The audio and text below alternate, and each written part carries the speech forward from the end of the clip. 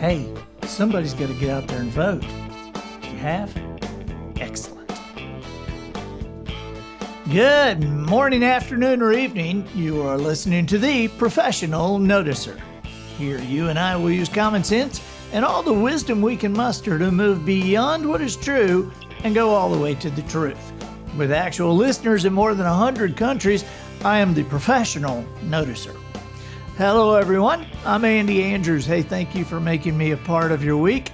My purpose here today, and with every show we do, is to play the part of a best friend or coach. I want to help you live the life of your wildest dreams by giving you access to the greatest mentors the world has to offer today. Our sponsor this week is Just Jones Java. Packaged from a sack of ground coffee beans the old man left in his coffee closet, this is the coffee featured in the book Just Jones. Sometimes a thing is impossible until it is actually done. This is the Noticer Blend, an impossibly good coffee from the Rainforest Alliance certified farms of Central and South America.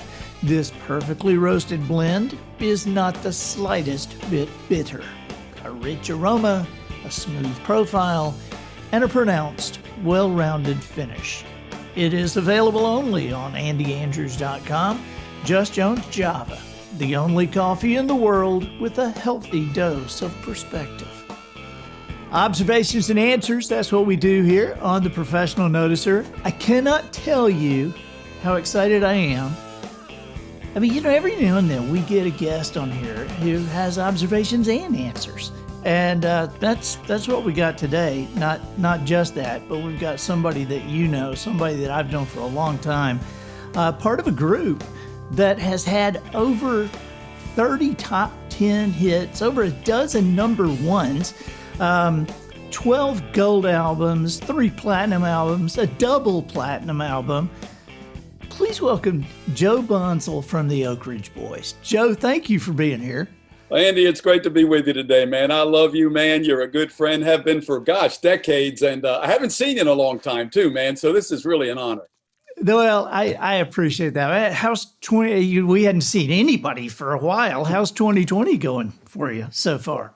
Well, I'll be honest with you, just like everybody else, man. I mean, the music business is dead. It don't matter if you sing rock and roll, country, hip hop, if you're on Broadway, if you play first violin at the symphony, it don't matter. You're home and you're and you're out of work. And everybody that works for you is out of work, and everybody that works for them is out of work. And you look at theaters and arenas and everybody that works like light guys, sound guys, truck drivers, bus drivers, merch guys. Wow. Everybody's dead in the water. Last March 14th, we did a big show in Myrtle Beach, and it was a big sold out theater, man. And we were rocking our tails off, man. And we got back on that bus, eating sushi, listening to loud music, having no idea that when that bus parked at home, it was going to stay parked for just about the whole year. So, and that was March 14th. Yes. Do you know that March 6th, I was at a party, and Dwayne was there, and Richard was there, and I was talking to Dwayne, and Dwayne said, yeah, 150 dates. We're doing 150 dates this year. And then a week later, pow. Unreal. Man, if 2020 were a hula hoop, it'd be made out of barbed wire. I'm convinced. Well, we've played about 6 shows. We had, in July, we went back to work for a couple of days. We had a 10-day West Coast trip booked, and 2 of those dates stayed. One was private. So we flew out there and then got in vans and drove hundreds of miles in vans like we did when we were kids. And we played those dates, just to get the money to keep operations. Sure. And then we had 2 shows in August, 1 in September, and we have 1 show in it's a private date in Michigan this Saturday. And that's all we've had until we get to Christmas. The Christmas Opryland, yeah. Yeah, because you guys have a big deal going on there. That's going to be cool for a lot of people to get to do something and see you guys. Tell us about that.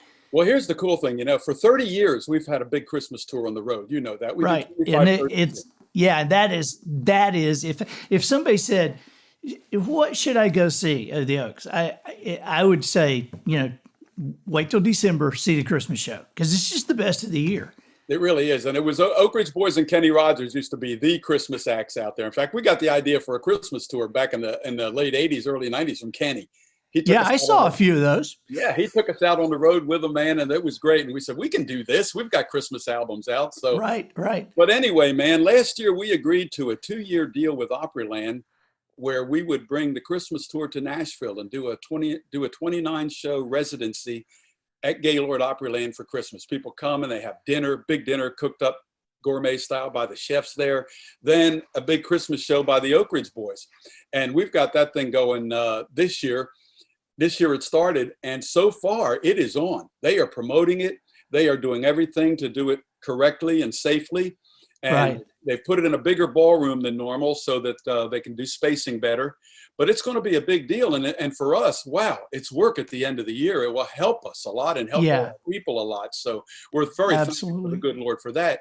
But at the same time, how cool to be doing our Christmas show right here at home. Run down to Opryland and sing every night, come back home. That's like us, man. But if you've never been to that Gaylord Opryland at Christmas time, it's unbelievable. I mean, I don't even know how they decorate those trees outside, but it's something to see. And in fact, we're going to do the tree lighting on November 13th. We're doing the tree lighting ceremony down there to open the whole deal. So, and you know, as far as Nashville goes, I mean, there's a lot of Christmas stuff here normally. We've played the Skirmahorn 3 different times down there, you know, where the symphony plays. Right. The Skirmahorn's closed. Tennessee Performing Arts Center is closed. Disney on Ice and all that stuff, and the Nutcracker, none of that stuff's happening. So if you want to go to something Christmassy in Nashville, you're it. You're it. Are it. I think that's awesome. When did you join the Oaks? When, you know, because I know when the first hit was, and I'll tell you how I know it in a minute. But when did you join the Oaks? I joined the Oaks before the hits. The hits started coming in 1977. I joined the Oaks in 1973, October. I'm celebrating my anniversary this year.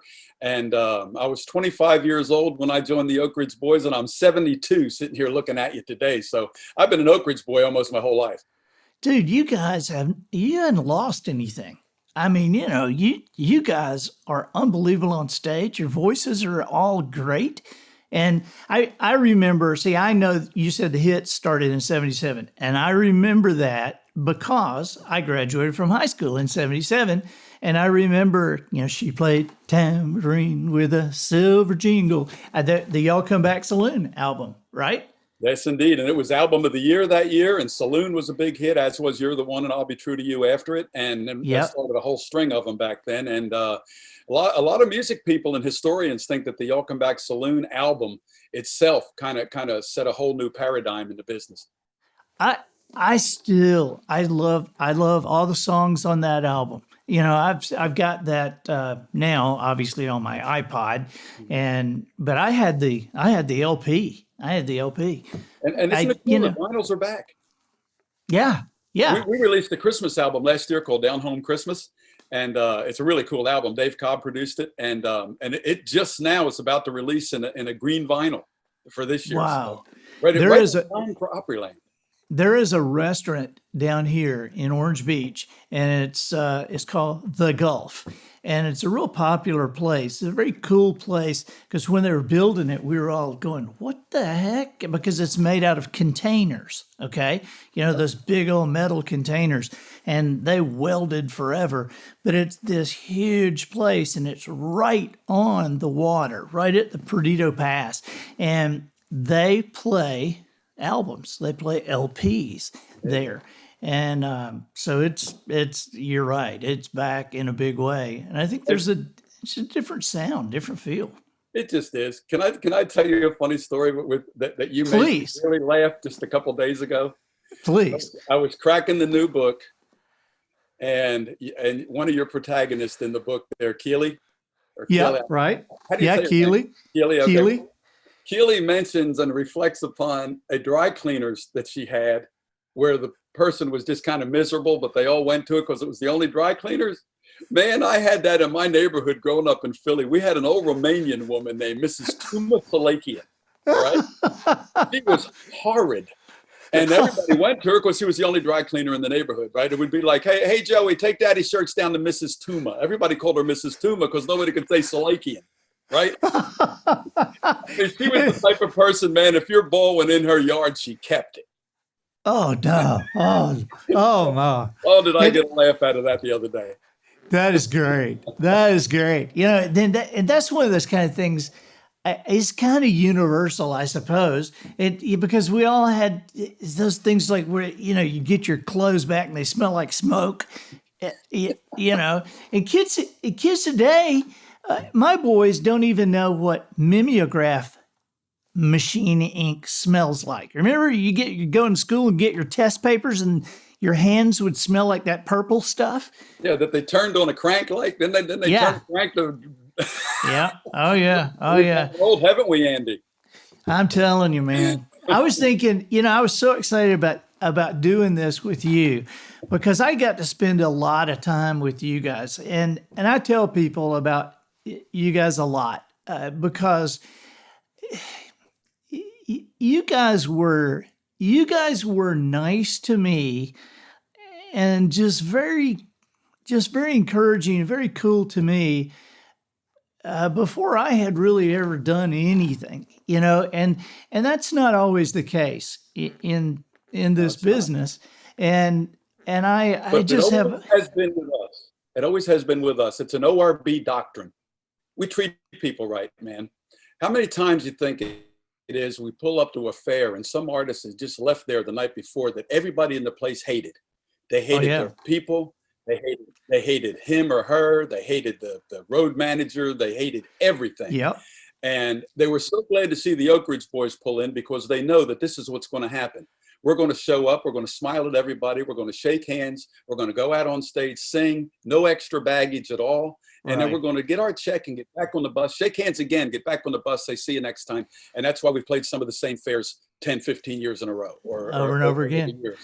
So, you know, you're being nice to people, especially people on the show with you, man. I think that's a lot easier than being a butthole. Well, yeah, you know, you would think, but it takes less energy. You know, it's funny that you say that you pull up at a fair and somebody was there the night before. You know, I toured with Joan Rivers for a couple of years. And so when I toured with Joan, there was one time we were at the World's Fair in Vancouver, and it had been going for about 100 days. It was a 100-day fair, and we were in the 90s. And so they're backstage. It's like one of these kind of things built just for that, and new wood and everything. And up above the stage in the back were pictures because every single night they had a star there. Right. And so the star's picture was and there were just like 90 something of them. But as we looked, there were 3 of them that were upside down. They'd been put up upside down. And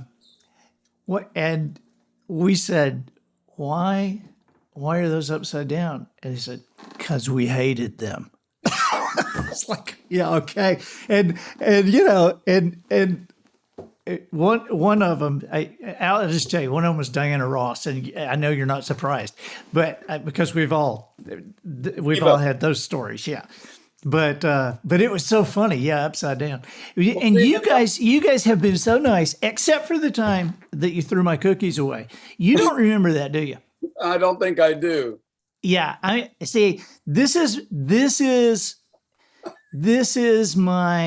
probably my silver medal Joe Bonsall story. I have a gold medal story, but this is probably my silver medal story. And I've told this to a lot of people. And I when you and I were talking on the phone several months ago, I said something about it, and I could tell you didn't remember it. And so I didn't even tell you because I wanted to do this in front of people. I wanted to remind you this. But we were at a fair, and I was your opening act. I was opening for the Oak Ridge Boys, and I had just started doing Nashville Now. I had just started getting some television, and so for the first time, some people were starting to recognize me, and you guys would stay on the bus because you just couldn't walk around the fair, but I could walk around the fair. And so I would walk around, and I was walking, and this woman and her daughter came up, and they said, "Andy, hey." And I said, "Hi." And they said, "We watch you on Nashville Now, and it's good to meet you." And I said, "Oh, thank you." And he said, "We brought you these cookies." And I said, "Oh, thanks. I'll give them to the guys right when I go in the bus." And she said, "No, we brought them for you." I was like, "Really? You brought them for me?"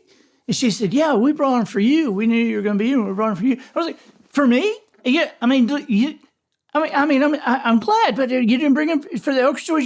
For me? You got them for me? Yes, we got them for you. I was like, "Well, thank you." I was just so excited. So I come on the bus, and I've got my cookies, and there's Joe and Joanne and Richard and William Lee, and everybody's sitting there, and I come in, and Joanne says, "What you got?" I said, "Well, I had some cookies. This lady, they baked them for me. They watched me on Nashville Now, and so she got me these cookies."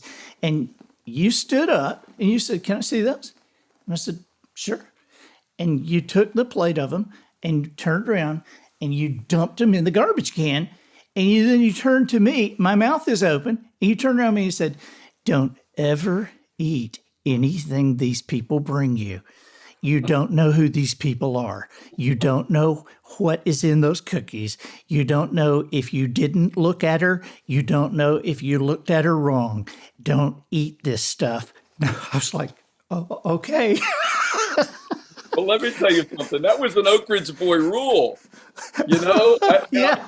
We've relaxed it over the years. I got to tell you, we've got a song on our Christmas show every year called Christmas Cookies. And people bring cookies to the stage, and I usually eat them on stage while we're singing the cookie song, okay? Right. We've obviously relaxed our rule. But back then, people used to bring us cakes. And the funniest thing that happened with us on that, we had this big old cake on the bus. That was huge. And we were driving on out of town after the gig, and we used to spin off on them. We'd put them under the bus tire and spin off on the cake. It used to be a little ceremony because we wouldn't eat the cake either. We don't cake, right? So anyway, man, here we are at this truck stop, fueling up. The bus comes around the corner near the way you go out of the truck stop. I take the cake around, I put it under the wheel, and we squeal off on it, and we look, and there's those people that gave us the cake in the car. They had followed us, and they were aghast that we spun off on their cake. Oh my God. It was so embarrassing. We never did it again. Oh, no. That was good old Oak Ridge boy humor right there. Probably the same with your cookies. Yeah. I mean, but I see the wisdom in it, but it was it's like, wow, this is the first time anybody ever brought me anything. And Joe threw it in the garbage. So in all your time with the Oaks, what song, I think people would be interested in knowing, what song is your favorite, and what song, there's three questions. What song is your favorite? What song surprised you that it did as well as it did? And what song that just blew your mind that it didn't do as well as you thought it would do? Well, to answer your first question, for me personally, I'd have to go along with I guess it never hurts to hurt sometime. Love that song. First of all, Randy Van Warmer was a great writer, died too soon. He passed away of leukemia at age 49. He wrote a lot of songs that we've recorded over the years, but Never Hurts was a very special song. Right. And it was my mother's favorite Oak Ridge Boys song. And the day she died, I sang it to her. Wow. She asked me to sing it to her, and I did, on her, just me and her by the bed. And it was a great memory. So every night I sing it. We do change the set list up every night. It may not be on the set every night, but on the nights that it is, and I do the set list. But when I put it on there and I sing it, I always can kind of picture my mother listening to it. So that would be my favorite one from my heart. The big surprise would obviously be Elvira. I mean, we were recording an album in late 1980 called Fancy Free. We'd had 5 gold albums. We'd already been on the big tours with Kenny Rogers and Dottie West, and we were like the hot young group, 5 gold albums, everything going our way, winning awards. And in 1980, we put together a really nice album. And at the last minute, this old song plugger from Acuff Rose Publishing comes into the session and gives Ron Chancey Elvira. Said, look, Dallas Fraser had this out years ago, man. I saw a bar band do it in Texas. And I thought, boy, the Oak Ridge Boys could nail this. They've never done nothing quite like it. And I just had to pitch it. And we all said, hey, why not? We went in there and in 2 takes, Ron had the idea of, instead of doing the Oom Papa Mau Maus the way they did it, to have Richard do it. And me sing the lead. And I never even heard the original but one time. So I put my own spin on it.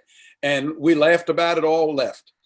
3 months later, the album's about to come out, and we're in the Pacific Northwest.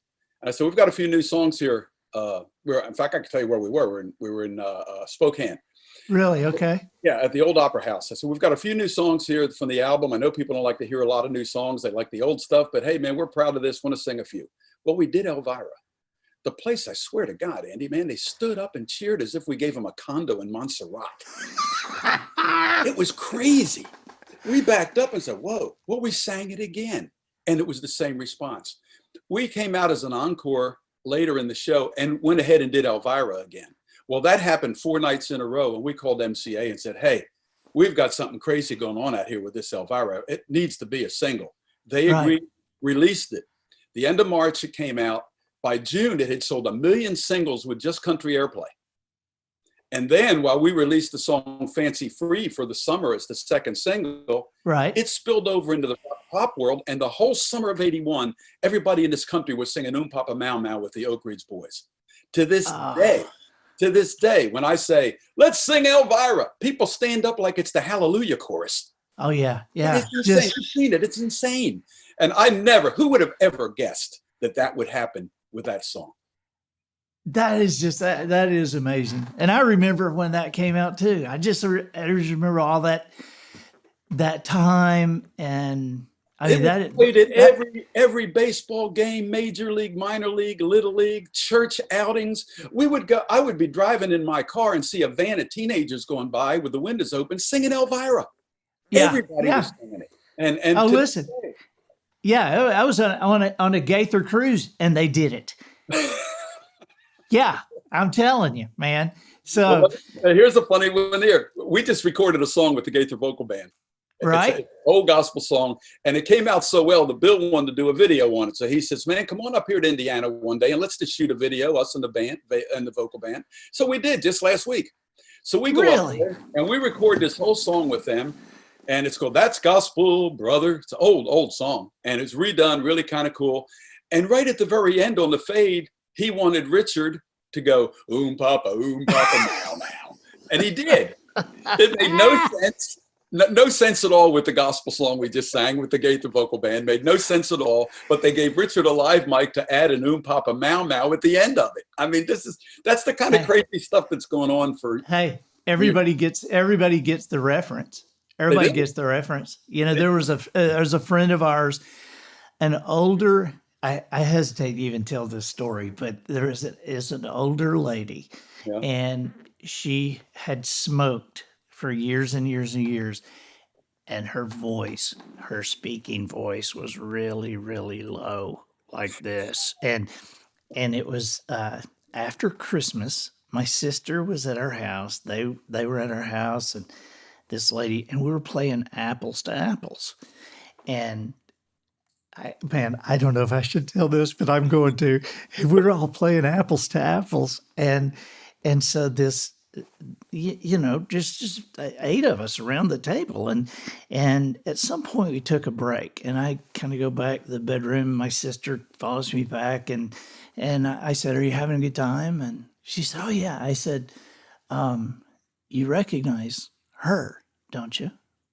She goes, "What?" I said, "You don't." You recognize her? She goes, no.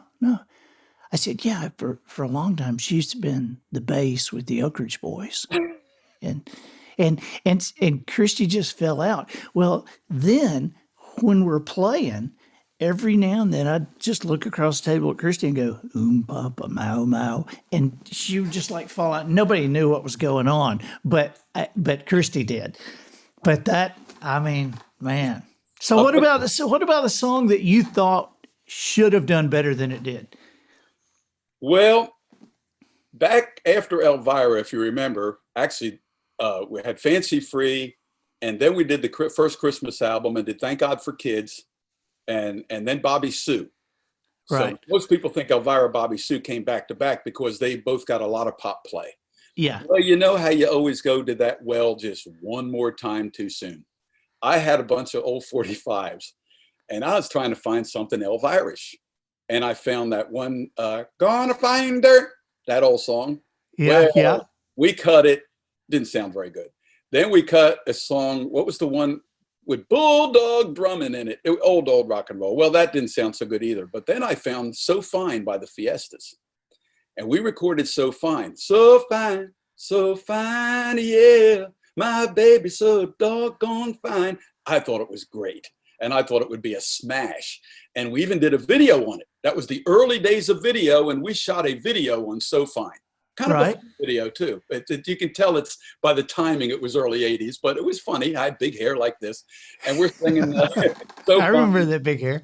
And I thought So Fine was just the coolest thing, and it went absolutely nowhere.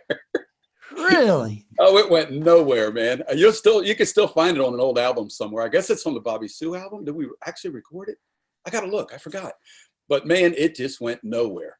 And I mean, I thought we sang it great. I thought it sounded great. I thought it was a smash. Isn't that amazing? Elvira, but nope. It went right that's down. Amazing. I mean, the book. And then we followed it up with American Made, and American Made went big. So yeah, My Baby is American Made. A lot of people don't realize that So Fine was in the middle there, and it did jack.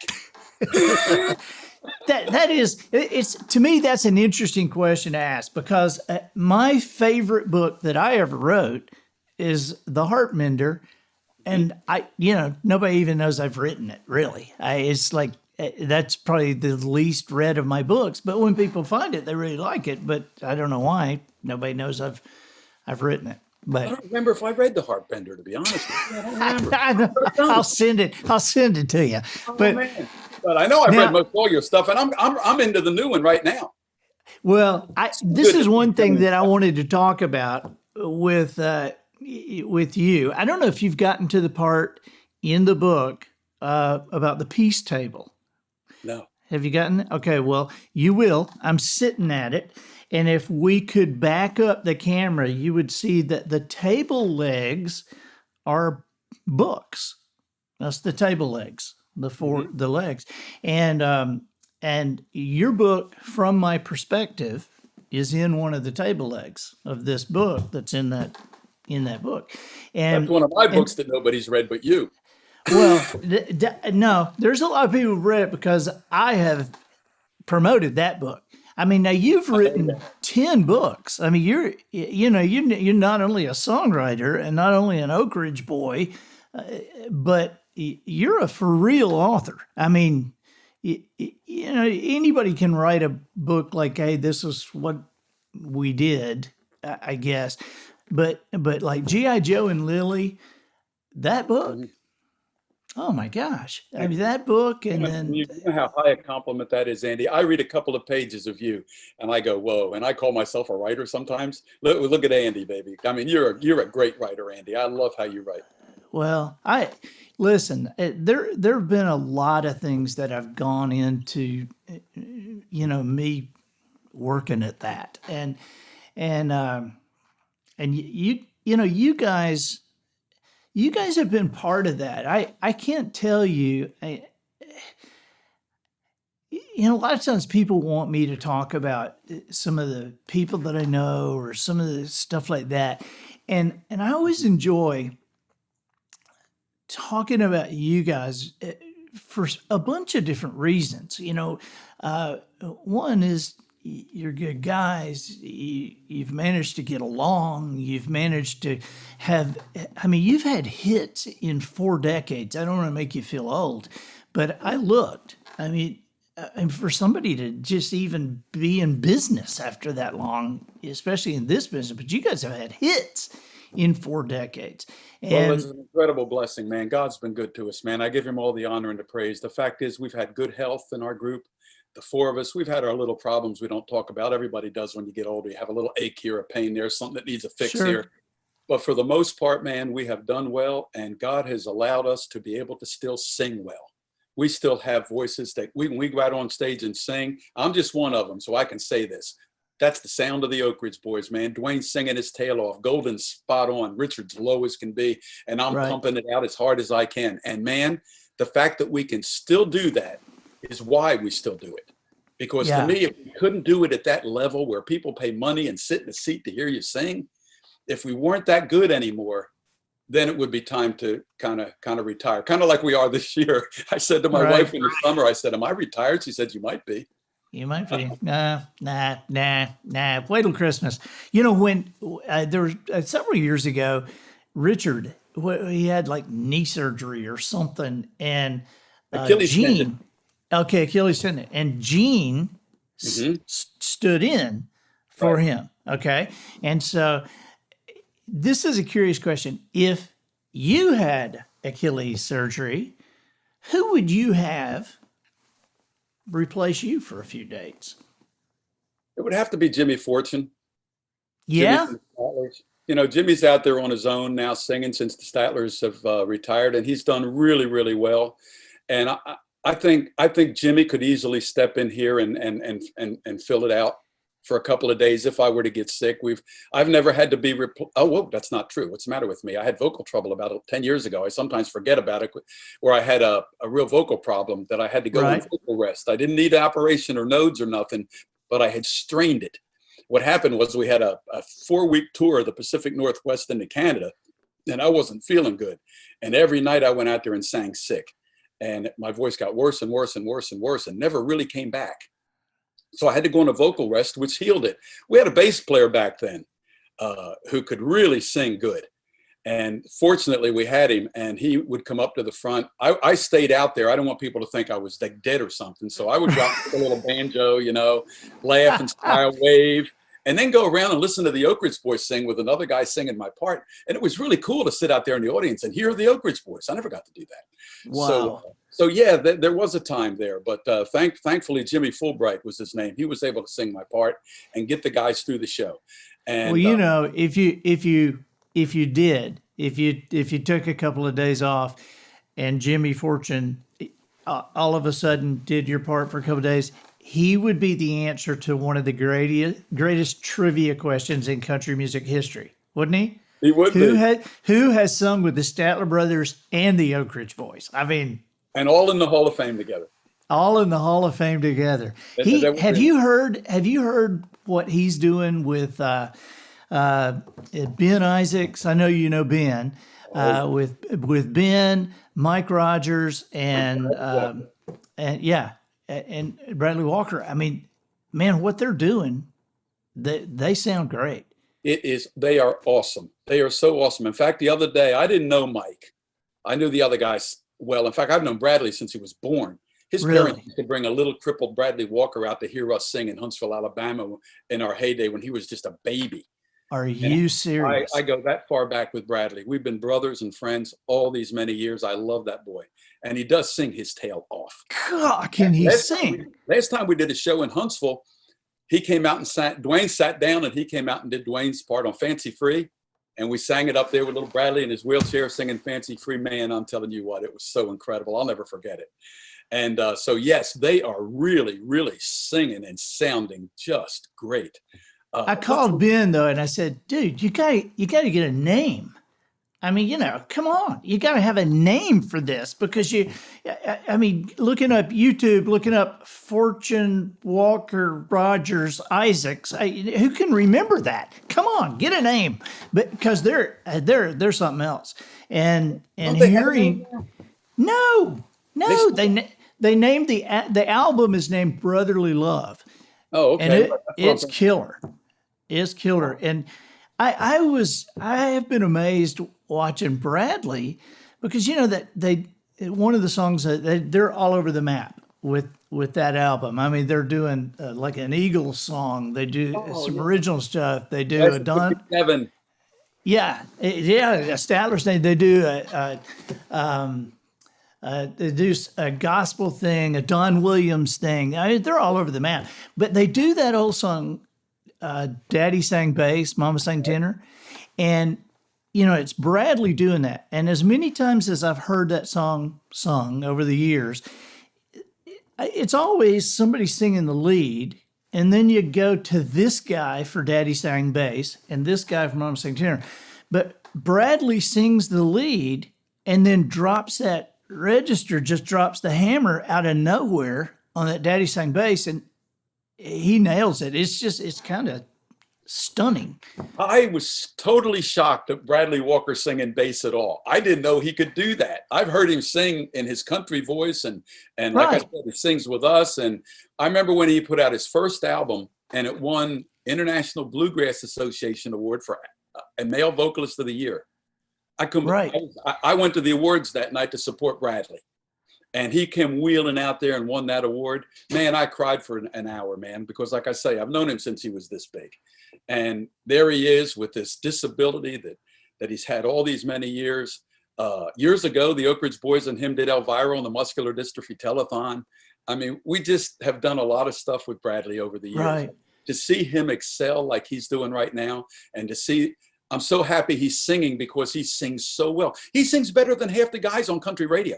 Oh, Gaither says, Bill says that Bradley has one of these classic voices. And what Bill said, and both of us knew both these guys, and I thought, yeah, he said Bradley is a combination of Randy Travis and Keith Whitley, and I get that.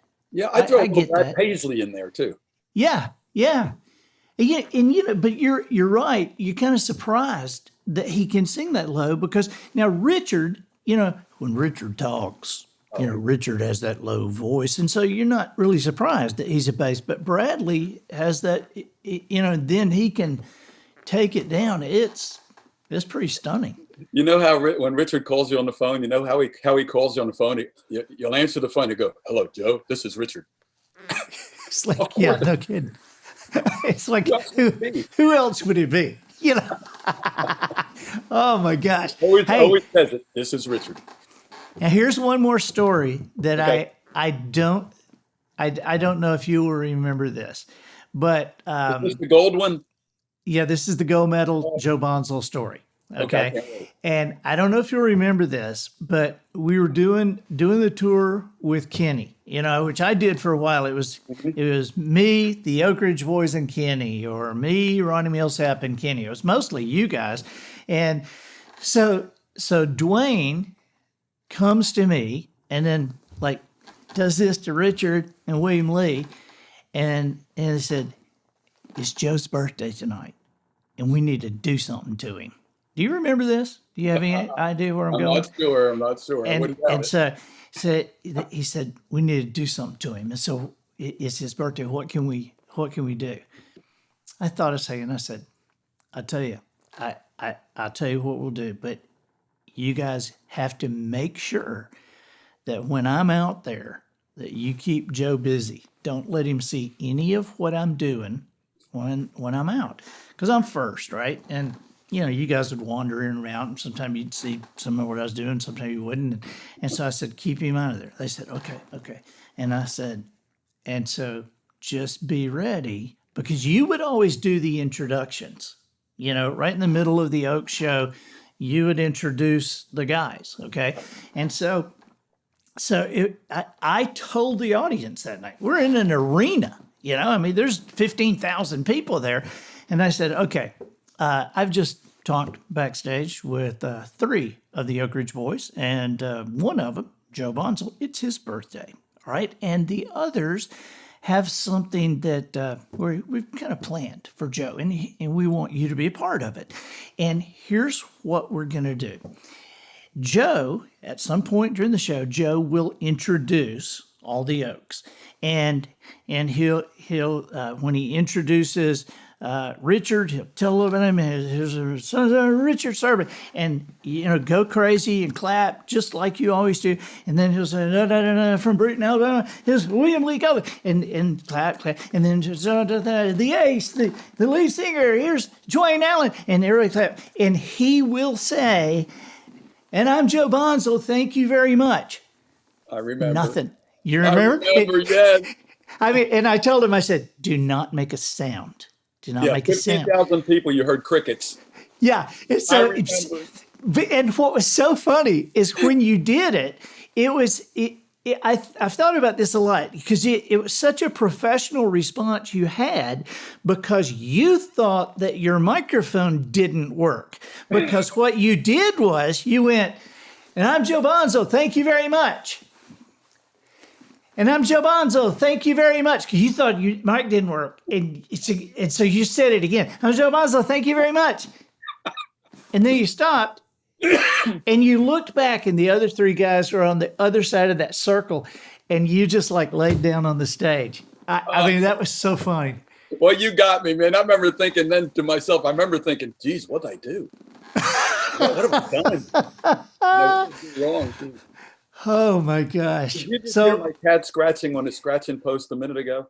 Did you hear a little? I didn't, but you guys have a lot of cats. Yeah, well, we're down to we have just 4 now. We lost a couple this year. In fact, this is really kind of a unique thing being an author and all. I wrote a story on my little Sally Ann. She was 22 years old. I wrote a story about her. It's not really a children's book. It's just kind of it's not published. It's just a nice little story about a really cool cat. And there's a great story behind how we got the cat and how she passed away and everything. It's just a pretty little heartwarming story with some nice gospel overtone to it. It's just nice.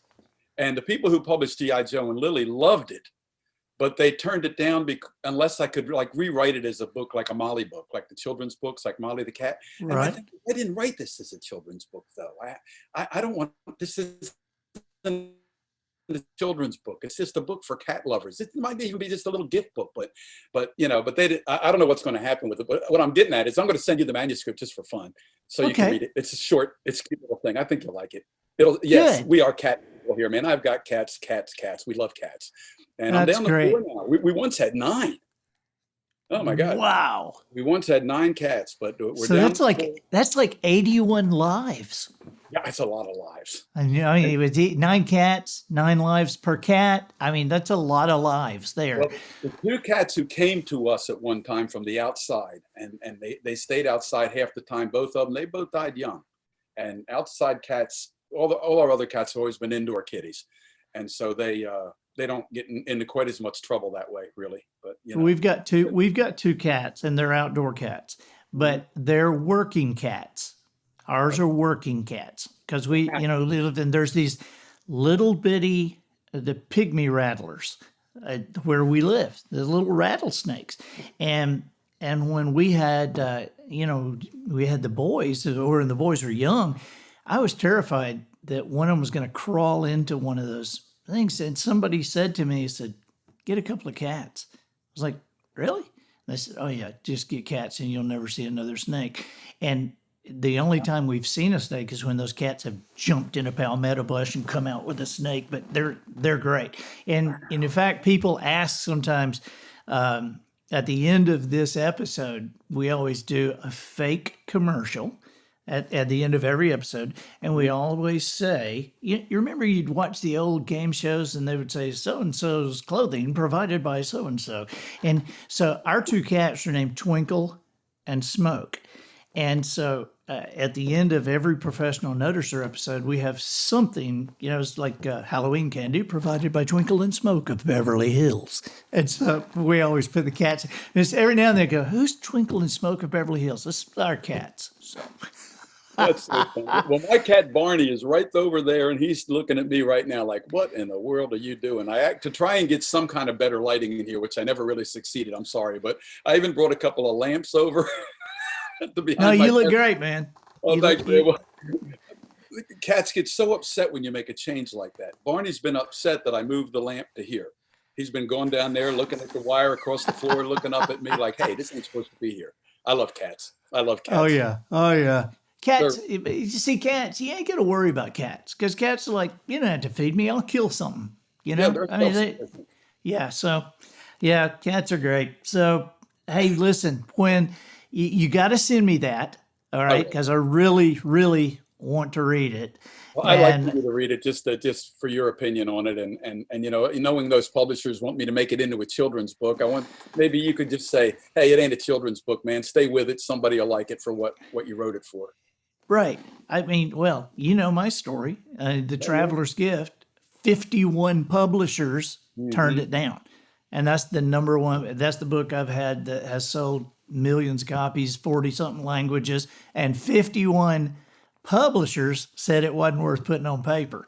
So I always tell people, getting turned down is a part of being an author or a singer or a musician or a songwriter. I remember one time, man, I wrote this song and I thought it was the coolest thing. Jimmy Bowen was producing us at the time, and I did a demo on it and everything. And it was kind of a bluesy kind of thing, you know? And you know the magic word in Nashville with a producer, if you start to play him a song and he listens to it all the way through, that's one good thing. But if he says, hey, play that again, whoa, you really think you got something. So I pushed the play button again, and about halfway through, he says, okay. I got to tell you, I love your voice on that song. That register you're singing in is really cool. The song kind of sucks, but you're singing. You need to cut a song with your voice like that. And I'm thinking, okay. Yeah. Oh gosh. But that is, you know, that's part of what I think, you know, when I said a few minutes ago, I think you guys you've had a part in whatever I have become, because, you know, because you guys, you could feel your songs, your songs, you know, Fancy Free, Dream On, I'll Be True to You, all those songs had heart in them. And so I slow down when I write because I want to have that in what I do. I want people to not only connect with their mind, but to connect with their heart.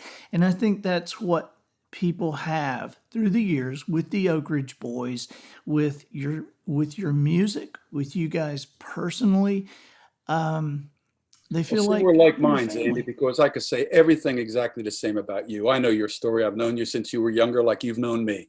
We've pulled jokes on each other. We've traveled together.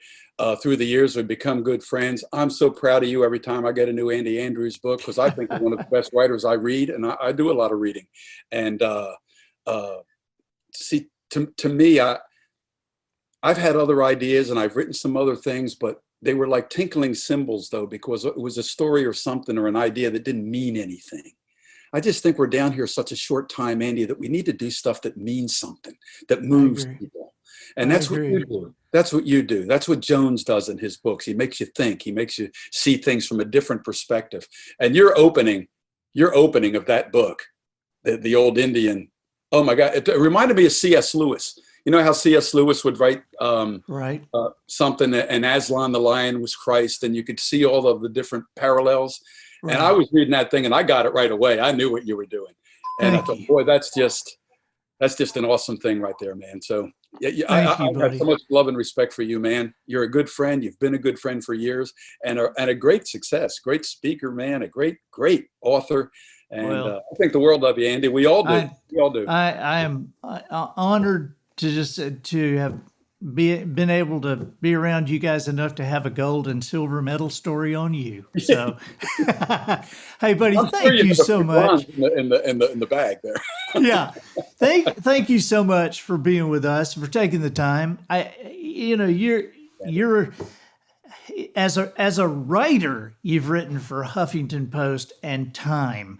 You've had double platinum albums, and so you certainly don't need to do any kind of publicity or anything. And you once again, you're doing me a favor, and I appreciate you being with me because I'm honored to be your friend. To me, my friend, this is just like sitting down with you as if you were at the house here and we had a good chat. Other people are going to see it, and I hope they're moved by it. I hope they get a kick out of it. But I got to tell you, Andy, man, you mean the world to all of us too. So for you to invite me on and to be on with you, man, that's pretty cool. Thank you. Hey, how do people get in touch with you? How do they follow you? For me, I'm only on Twitter. I'm not a big internet guy except for Twitter, and I'm at Joe Bonsall, JoeBonsall. And I have a website, josephbonsall.com. I haven't done too much on it lately, but it's there. And there's some writings on there that people might enjoy. And oakridgeboys.com or at Oak Ridge Boys on Twitter. And the Oaks have a presence on Instagram and Facebook too, but I don't. And we'll put all that in the show notes. Okay, oakridgeboys.com is a way to stay up to date with us, or follow us on Twitter. And I do the Oak Ridge Boy tweets and my tweets, which gets a little loony sometimes, but I do. I will just tell everybody, you want to go either on Joe's website or Amazon or wherever and find G.I. Joe and Lily and find From My Perspective. And those are so worth your time, and you will grow as a person with both of those. So, thank you. And if anybody wants to learn about the Oak Ridge Boys, I have a book out called On the Road with the Oak Ridge Boys. That's a pretty fun read. I'm going to get that. I hadn't got that. I'm going to get that. It's the Oak Ridge Boys from Inside. It came out about 3 years ago in Harvest House Press. And okay. On the Road with the Oak Ridge Boys by Joseph S. Bonsall. It's a fun read. It really gives you a lot of insight as to what's going on and everything. And gotcha. There, could you hear that phone ringing? Oh no! Oh, good. No. I declined the call. Hey, buddy, thank you so much. And I love you. Yeah, I love you guys, and we'll talk soon. And I just appreciate you very much. I love to Polly and the kids and the snake handler cats. The snake handler, Twinkle and Smoke of Beverly Hills. Yeah. Yes, of Beverly Hills. Take care, buddy. Bye-bye. Take care, man. Bye-bye. I'm Andy Andrews, the professional noticer, harnessing common sense and wisdom to plow through challenges all the way to an answer for you. And I think that'll do it for this week. Get us out of here, Matthew. So, ladies and gentlemen, and to the boys and girls who aspire to become ladies and gentlemen, we have reached the end of another episode of The Professional Noticer. In a world where common sense has become a superpower, I'm harnessing that tiny bit of mental energy I have for you, seeking wisdom, making observations, and endeavoring to answer tough questions in a way that will empower your family and your business. I'm Andy Andrews. Until next week, smile while you talk, even behind that mask. Don't breathe anyone else's air. Not time to do that yet. But make sure you have a positive answer to the question, hey, how's it going? And so, until next week, goodbye. This episode of The Professional Noticer was produced by Matt Limpert. The Noticer theme written and performed by Sugarcane Jane. Papa Meows provided by Twinkle and Smoke of Beverly Hills. Additional financial consideration provided by the National Council for Fairness. If you or your child is less coordinated than anyone else on Earth, the National Council for Fairness will speak up publicly for you. We have already become the voice of millions who believe there should be laws guaranteeing a trophy for every man, woman, and child in America. A trophy for what, you ask? That doesn't matter. But the question demonstrates the kind of unfair skepticism we fight against every day. At the National Council for Fairness, we believe that if your child cannot ride a unicycle, that is patently unfair. And the unicycle industry should be forced to provide 2- and 3-wheeled unicycles so that your child can ride a unicycle just like everyone else. We believe marching bands and choirs should be eliminated from public education. If your child cannot carry a tune or play an instrument, no one else should be able to either. Furthermore, the public educational policy of No Child Left Behind must be reconfigured and renamed. From this moment on, the policy must be No Child Gets Ahead. We are America's voice, the National Council for Fairness. And remember, it's not fair to be unfair.